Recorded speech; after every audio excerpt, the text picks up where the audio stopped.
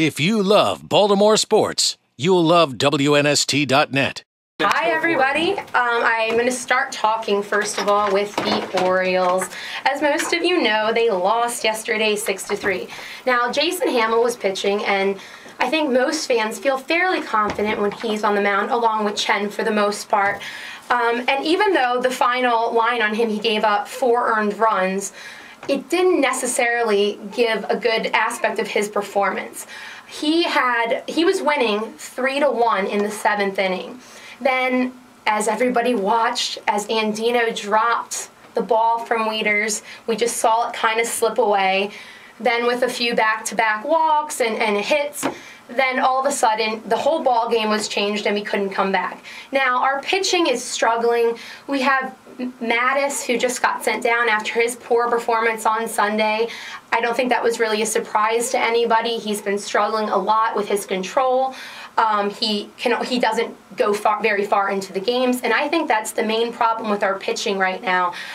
In the last few weeks, our pitchers have went 3 innings. Jason Hamill actually went three innings against the Angels in last Wednesday's 13-1 loss. He also had 8 earned runs. Now, I don't think that's typical Jason Hamill. I think Jason Hamill is an absolute phenomenal pitcher. He has good mechanics. He has good pitches, he has good control, but the problem is we're just not generating enough hits to win anything. Last night, Chris Davis had 2 of the 3 Baltimore hits.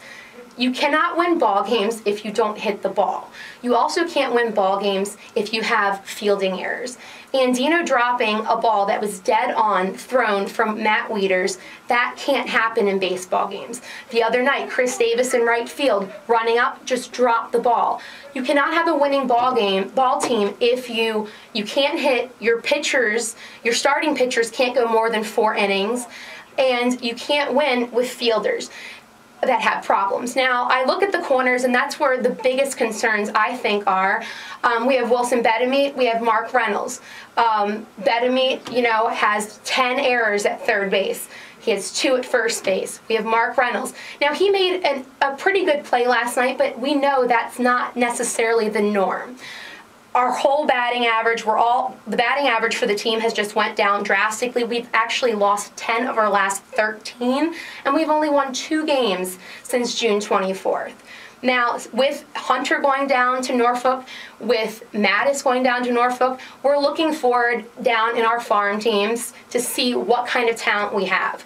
Now, I heard Chris Tillman's coming up and actually wrote a blog as to why he would actually be a better contender to come up right now than Britton. Chris Tillman has won all 4 of his last games, including a shutout in Toledo.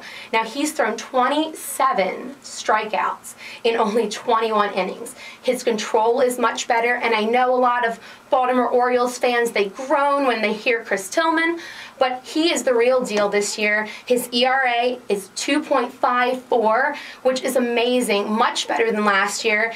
I think this year, if they bring him up, I think he's ready, and I think he actually will make a very nice addition to the Orioles.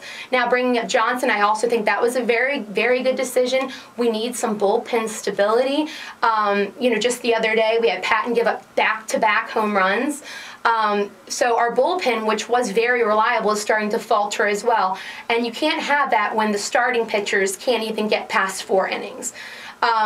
And I know later in the year they're talking about perhaps bringing up Dylan Bundy. He's been performing wonderfully at the Keys. He got called up from the Shorebirds because it was just no competition for him.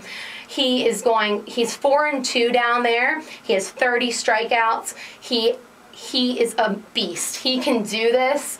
And what about Zach Clark? He's with the Bay Sox right now. He was the player of the week a few weeks ago. He is just pitching on his game too. I actually went out to see a game. He was clocking he clocked 93 miles per hour pitches consistently right around the plate. He's almost unhittable when he has his A game. Now, Britton He's at the Tides, and I know a lot of people thought he was going to come up instead of Tillman. And I think he will come up later in the year. But right now, he is struggling a little bit. His ERA is 4.8. He's done 13 strikeouts in about 21 innings, which isn't as impressive as Tillman, but his sinker is just filthy. He can throw that ball, and they don't know where it's going. Now, the only problem is, since he's coming off of last year and his shoulder impingement, he still needs a little bit more rehabilitation, I think, and he needs at least one more start at Norfolk to try to get his mechanics down so he can be a real competitor at the big league. Now looking down even further, we have Lou Ford, and I know a lot of people are also groaning with that name, but we cannot discount him because of his age. We need outfielders right now. With Markakis out, we really, besides Adam Jones, there's nobody out there. We have Tollinson, he's okay. We have Pierce, we have Flaherty, not good hitters, messing up in the field. They don't really have strong enough arms to throw and make the big plays. Now we have Lou Ford. His batting average is .348 this year.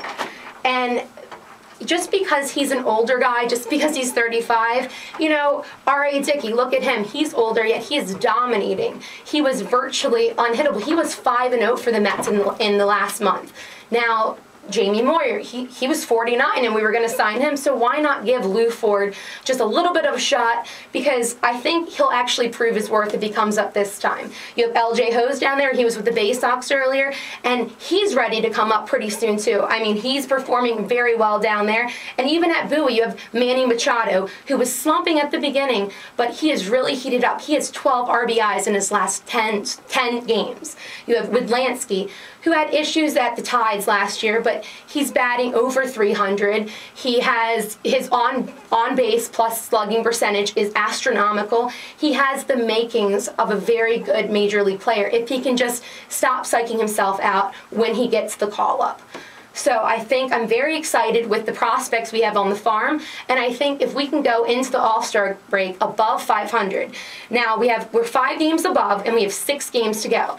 Now, if we can just take one of the Mariners, do I think we're going to win against the Angels? Probably not, and that might be a little cynical, but we couldn't beat them here really, so why would we beat them at their house? Especially with our slumping offense, with our pitching, and just all the errors. I just think that if they can make it to the All-Star break above 500, I will be set. And, just think about the 1996 Orioles. They were just terrible before the All-Star break, and they heated up, and they got the wild card spot. We all remember what happened. We don't want to say that the name Jeffrey Meyer, but I think everybody just wants to collectively cry when you hear that name, because it just broke our heart. Now, I know a lot of people are kind of getting excited about football coming up. I'm certainly getting excited, but I'm trying to have the Orioles keep me at least a little bit interested until August. We have about 2.5 months until a Monday Night Football. Unfortunately, we have to wait longer than anybody because we have the Monday game. Now we're facing the Bengals. I know a lot of people think it's a chip shot to win. Andy Dalton really has very good stuff, and I think last year he was very underrated, but I think this year the Bengals are going to surprise them and they might give us a run for our money. Now, do I think we're still going to win? Yes. Do I think Suggs being out is going to influence things? Yes, but I really do believe that Upshaw and Kruger can step in. Upshaw played at Alabama. He is a solid competitor. He was one of the greatest steals of the draft. We got him at 35. He was supposed to go in the top 5. He played at Alabama, and that's pretty much as pro as you can get in the college realm. He knows his position, he is intense, and he's a natural leader. So I'm very excited about him coming aboard with us. Bernard Pierce, I know a lot of people were very confused as to why we signed another running back. We franchise tagged Ray Rice, but the problem with that is, we still haven't come to terms with it. So not only is that going to give us like a bargaining chip, because he's a high performing running back, but it's also good to just to keep things in our arsenal and have a good backup. So I'm pretty excited about that. I just think this year, I really do feel like the Ravens will make it to the playoffs again. I think Suggs, he was a little too premature to say he was going to come back in November, and I think recently he has been kind of backtracking.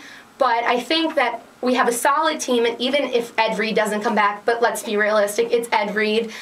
If you love Baltimore sports, you'll love WNST.net.